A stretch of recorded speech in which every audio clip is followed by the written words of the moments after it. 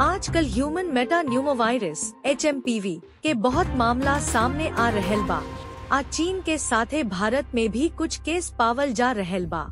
HMPV outbreak in China, India on alert. Over the human metapneumovirus or HMPV as it's being known right now, coming in India, cases being reported in. देखल गयल बा कि 5 साल से कम उम्र के बच्चा सब में HMPV के खतरा ढेर होला। हालांकि इस संक्रमण के खतरा बड़ उम्र में भी बनल रहेला।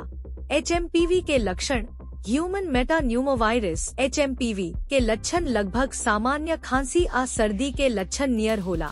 ऊपरी श्वसन तंत्र में संक्रमण के लक्षण बा खांसी, नाक बहल अवूरी गला में खराश, जबकि निचला श्वसन तंत्र में संक्रमण के लक्षण बा दमा में तेजी से बढ़ोतरी, खांसी में कर्कश आवाज आ निमोनिया। HMPV कैसे फैलेला? HMPV ह्यूमन मेटान्यूमोवायरस एगो ऐसन वायरस हवे जे संक्रमित व्यक्ति के सीधा संपर्क में आके या संक्रमित चीज के छू के फैल जाला, जैसे कि खांसी भा छींकत घड़ी निकले वाला बूंद के संपर्क में आवे से, संक्रमित आदमी के हाथ मिलावे से, गले लगावे भा चुम्बन लेबे से भा संक्रमित आदमी के छुवल चीजन के छुवे से। डायग्नोसिस के तरीका डॉक्टर लोग ज्यादातर HMPV के निदान लक्षण आ स्वास्थ्य इतिहास देख के करेला। कई बेर स्वैब के इस्तेमाल से नाक भा गला से सैंपल लेके लैब टेस्ट खातिर भेजल जाला, लेकिन ये लैब टेस्ट तबे कईल जाला जब लक्षण बहुत गंभीर होखे। HMPV के इलाज HMPV के रोकथाम भा इलाज खातिर अभी ले कवनो टीका भा दवाई उपलब्ध नइखे।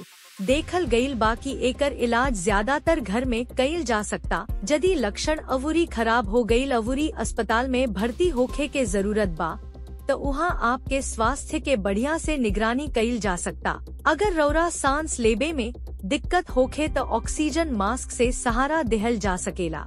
रौरा के हाइड्रेटेड राखे खातिर IV के माध्यम से तरल पदार्थ देहल जा सकेला। कुछ गंभीर लक्षण से राहत देवे खातिर स्टेरॉयड देहल जा सकता। HMPV से कैसे बचे के चाहिए?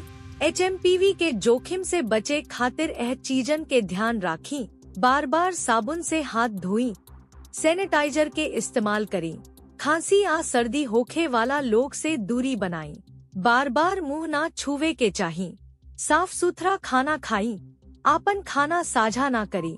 इस संक्रमण निश्चित रूप से खतरनाक होला, बाकी सही आ समय पर निदान आ इलाज के मदद से अधिकतर मामला में सुधार देखल गयल बा।